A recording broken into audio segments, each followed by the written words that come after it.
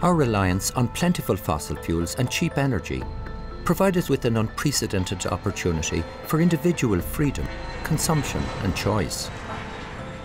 We're now at the cusp of a new age where cheap energy for power, heat and transport will no longer exist. Vulnerably exposed to this global paradigm change, it's time to re-examine the role our local communities can play.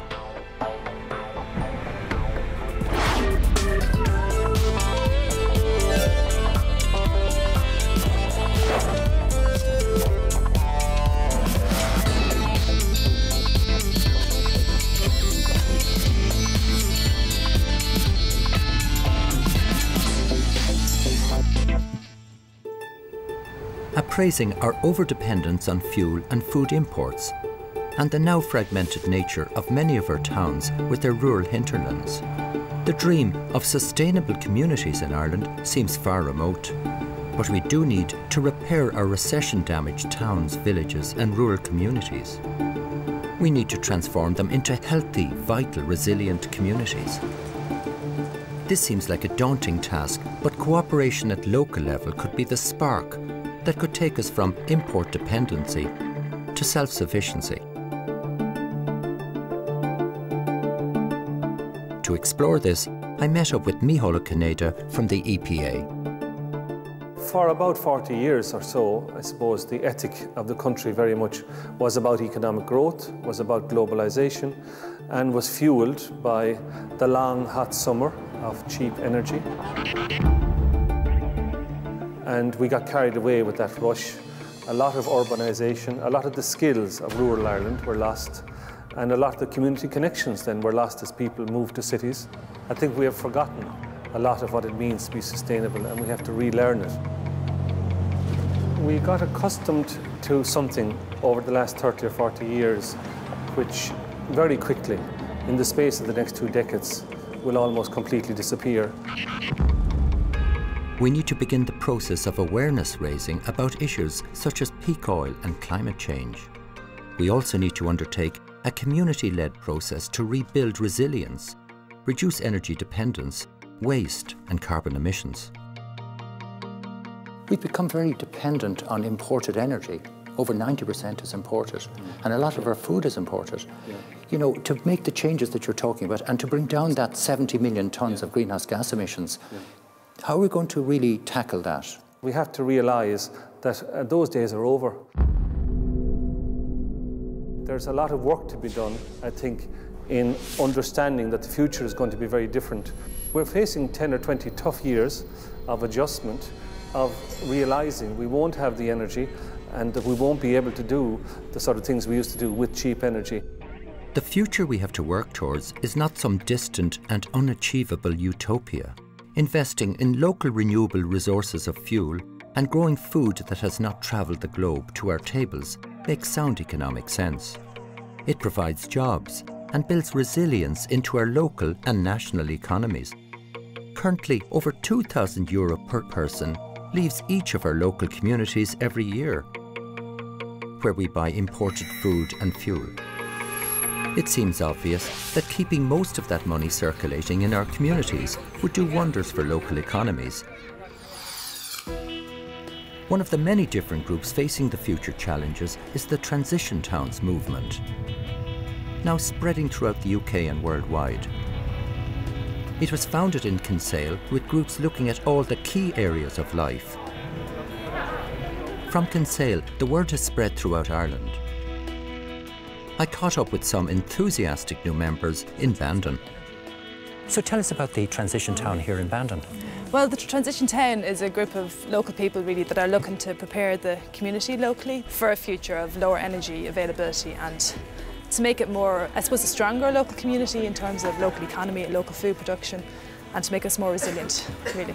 So tell us about energy now. Have you got targets now to reduce energy here in the town? We do. Well, we're looking particularly at local transport. That was our most recent one because there's a lot of congestion here on the main street and stuff. So we went to the County Council and we got a local Agenda 21 grant to put in bicycle racks. And there's now paid parking in the town as well, so it might encourage people a little bit to get on their bikes. Tell us about your education. What are you doing in that? Well, there's a community garden project that we've run that's Community Garden Awards. So we're trying to encourage local community groups and schools to create food growing projects that are community led, and there's an awards then yearly on the best community garden.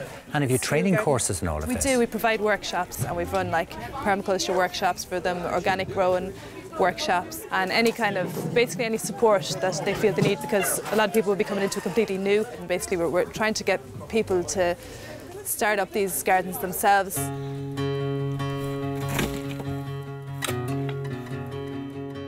Stan and Anne Pasley are local fruit and veg suppliers, just outside Bandon, who are benefiting from the renewed interest in locally sourced foods.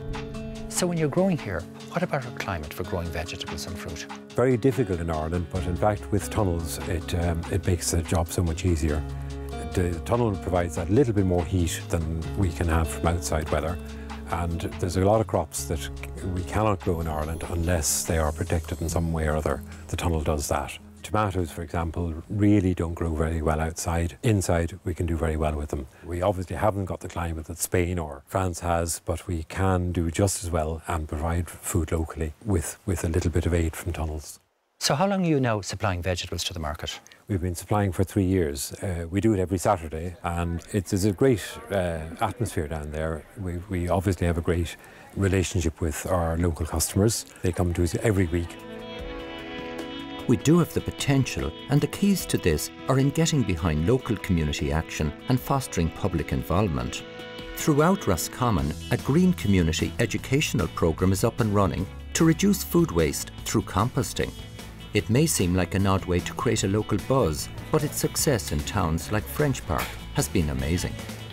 Today, here in the centre, we have a lot of different boards here that were supplied by StopFoodWaste.ie, which is a new initiative to try and encourage people to reduce the amount of food that they are throwing out, and that's in conjunction with this Master Composting course. And it's all part of an initiative trying to get people to reduce the amount of food waste they're disposing of, because recent surveys have shown that people are disposing of about 1/3 of the food that they buy, which is a huge amount, and there's huge savings there for householders. About €1,000 per annum could be saved easily by householders by addressing this issue. We're really lucky with the amount of interest we have in the county, and you know, we were asked when we started this pilot to get 10 to 15 volunteers interested, and we ended up getting more than 30 people interested in taking part in this programme. So there's huge appetite and interest out there from the public in issues like this. Compost is known as black gold in the gardening world. This simple resource can turn the poorest dirt into healthy, productive gardening soil. I joined a team to find out why they volunteered. Well, we got involved over 6 weeks ago. The Roscommon County Council contacted the tidy towns and suggested this idea, and we went with it. I just did it out of a general interest in composting and seeing how it works and how it works properly. If you don't feed these worms, then they'll come out from the bottom because there's holes in the bottom. And they'll come out and they'll get fed up with no food, and they'll go somewhere else for someone else to feed them. Very good. There's quite a lot of things going on now in Roscommon, environmental things and sustainable things in communities. Can you tell us about that? There's a Green Home programme was launched here last year in association with Antashka, and actually French Park were involved in that programme as well. And it's through their involvement in the Green Home programme that we selected them to be part of this Master Composting programme. It was great to see so many people turning up for Suzanne's initiative. I was encouraged to see the links with the Green Schools and the Green Home scheme. Such ideas, like a ripple in a pond, ultimately spread and become part of the way we live, reducing the strain on local resources. The challenge we have to tackle is working out how to capitalise on our small initiatives and back them sufficiently to provide a catalyst for real change. There are many sustainable communities sprouting up all over Europe. One such town is Güssing, Austria. They've successfully evolved from a dead-end border town that had no real future to now the envy of Europe, cutting their energy imports and emissions by a staggering 90%. Güssing's miracle started 15 years ago when struggling to pay its electricity bill. The town mayor took action and ordered that all public buildings stop using fossil fuels. We found out that about 6 to 7 million euros left the town only for fossil fuels every year just for heating their homes. And that didn't include electricity, did it? And that did not include electricity. Gussing community now generates 40% more electricity than they actually need and sell their excess to the national grid. This small town of 4,300 inhabitants, we have created more than 1,100 jobs within 10 years. And there is money in the region which is spent to a very great extent right here, strengthening your local economy. So just how do they make themselves the envy of Europe? Right up here, when we were walking around and looking down into the country, that we said, well, look how much forested this region is. And I had a friend who actually had the idea of turning to renewable energy. The plant burns locally sourced wood chips to produce electricity, distributing heat to the residents by district heating. So 20 years ago, what was the fuel they used here? Oil. Because oil was very cheap and it was popular to use oil. It sounds crazy, you know, but it was really popular to use oil and not to use wood as a feedstock. So what changed all this? When we use wood from here, from the surroundings, then the money stays here in the region. Because the oil you have to buy from somewhere, and then the money is leaving the region. So it wasn't for ecological reasons, it was for economic reasons? Yes, exactly, exactly. What's really interesting about this community here of Gussing is not alone are they using all of their wood for all of their electricity and all of their heat, but they're gasifying this into what's called synthetic gas. This gas from wood fuels the engine that produces electricity for the town. Its byproduct, hot water, is fed through the town's district heating network. It may have taken courage to walk away from oil, but the change has built resilience into the community that has literally re-energised the region. So, a message for Ireland. We have our difficulties now, our over-dependence on imported fuel, our greenhouse gas emissions. We have major problems. What message would you give us? The message is very clear.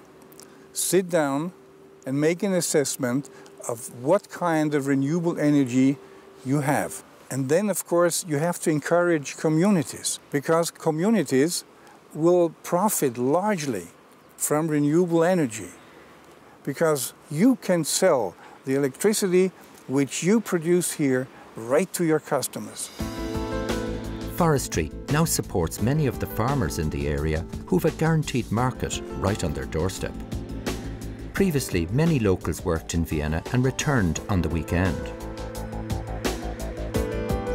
Now, with a vibrant local economy where the farmers form community food cooperatives to directly sell to the residents, trading on the distinctiveness and quality of local produce. So where does most of the food come from? Most of the food comes from the immediate surround here, 5-10 kilometers. Right, so yes. very, very close. Yes. And what does the farmer get? The farmer gets 3/4 of the price, and only 1/4 is kept back for the rent for the shop and for the salary for the saleswomen. So it's a real cooperative there, where there's no middlemen, there's no supermarkets making Yes. big profits. Yes. It's very good. And are the farmers able to make a good livelihood in this? When the farmers don't have the possibility to sell their products in such shops, they couldn't exist. Because in our region, we are one of the poorest regions of Austria, so the farmers couldn't survive without direct marketing.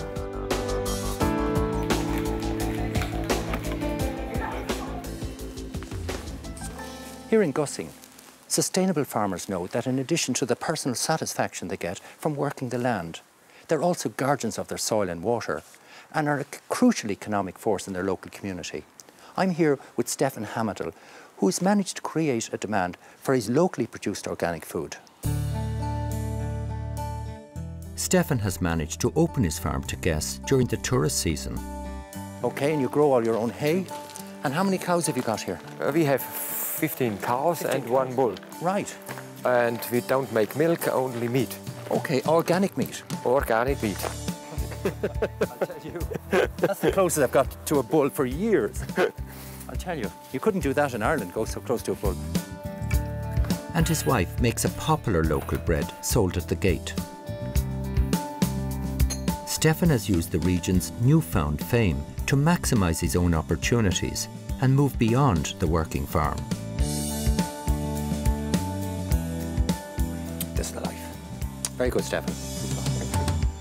Heading back to Vienna, I joined an old friend of the programme, Christian Rakus. You spent a year in Ireland. Looking back on that year and where we are, what do we need to do? I think the first step is that you look at the heat, because heat is really the greatest part of energy our society uses. We always believe it's electricity, it's traffic, but in fact it is heating the houses that is consuming most fossil energy. So just how much money had Austria saved making the move to renewable energy? It has been billions of euros, because imagine what our oil bill would have been without wood energy. We would actually use twice as much oil as we're using today for heating. And it will become bigger in the future, because the International Energy Agency says that as soon as our economy recovers, we will be bound for the next energy shortage, which means they predict $200 a barrel of oil. And all of us will be sitting there and looking at their bills, not being able to pay them. So I think now is the time to change. The plentiful wind energy that blows in our own west coast remains largely untapped, an amazing natural resource, just like the forests of Gussing. I decided to head to the Aran Islands to see if Peter's European miracle could work for us in one of our own isolated communities. It's hard to imagine a more unspoilt, beautiful and more dramatic part of Ireland than the Aran Islands. The islanders retain a strong sense of their own cultural heritage and identity. But the three islands are now 100% dependent on imported fuel and 98% on food. The Aran Islands are like a self-contained microcosm of Ireland, where the wider issues we all face become clear. I suppose we've gone from being nearly totally sustainable back 20, 30 years ago, and at the moment we are highly dependent on imports of fuel and building materials, foodstuff, and we need to change that around, and that's what we're working on at the moment. How much of your energy is now coming in from the mainland? 100% of energy. We have a cable bringing electricity, underwater cable, and we import coal and diesel to the island. Are you generating any wind energy on the island? No, we don't have any big wind generators. What has held back wind energy on the island?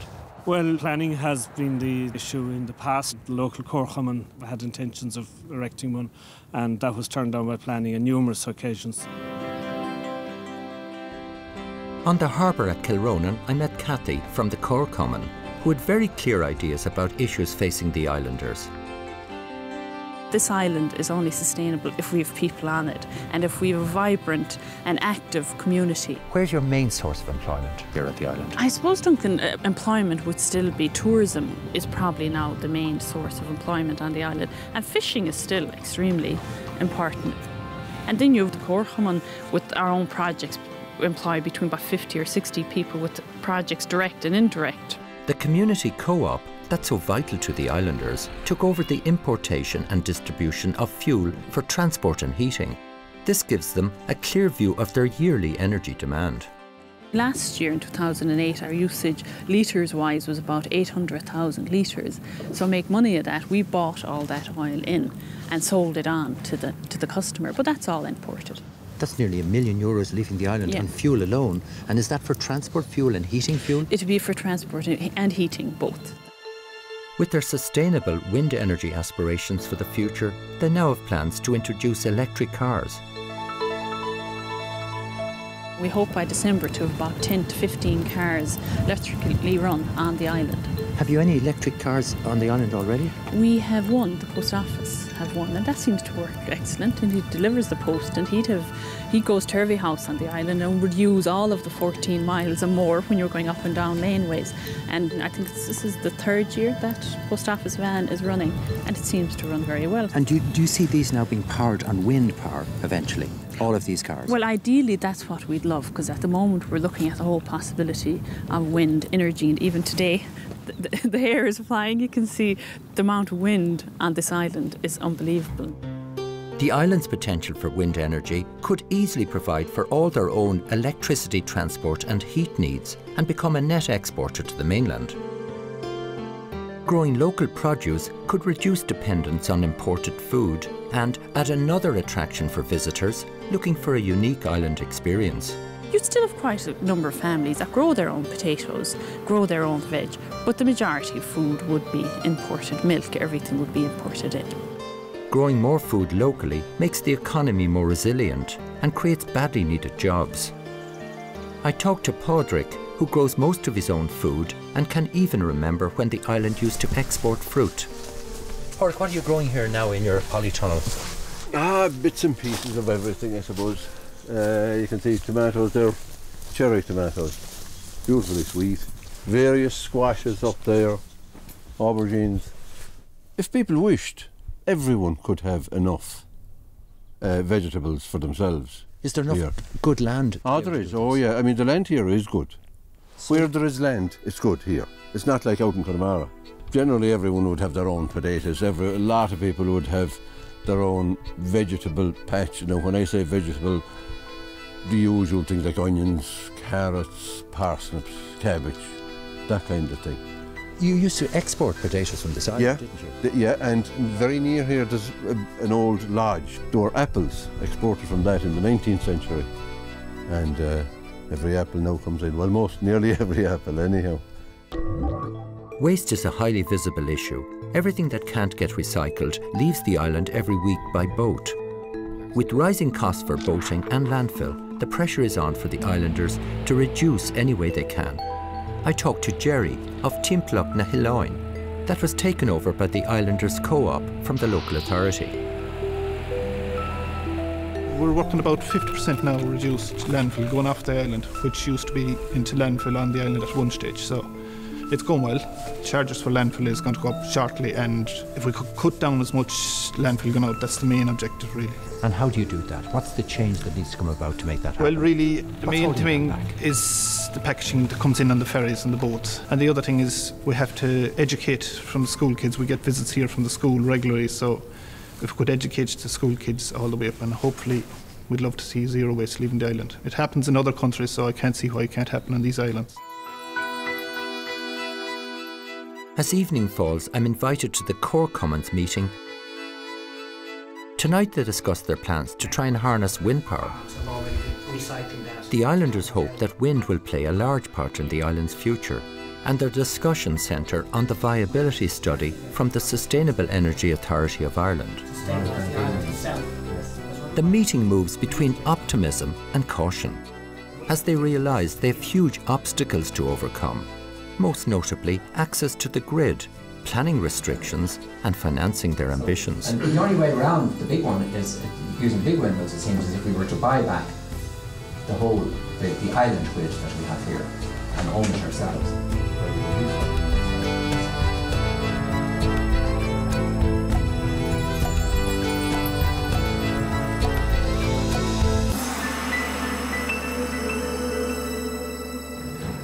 I visit Inishmaan to see the wind generators that were built to provide electricity for the water desalination plant.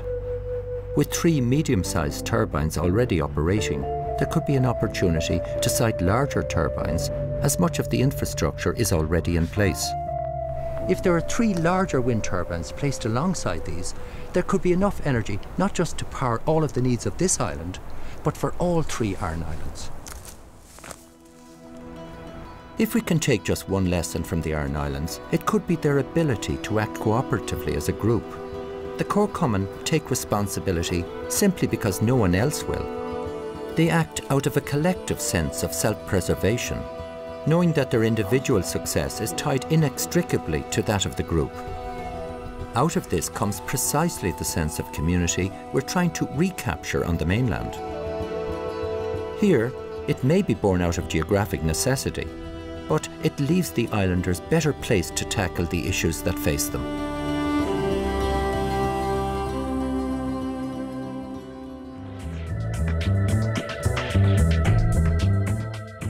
In our next episode, we've a bird of prey story with a happy ending. Tanya will discover the magic of the Northwest. And I'll be finding out how Irish research projects might find a solution to our water problems and solve some energy issues at the same time.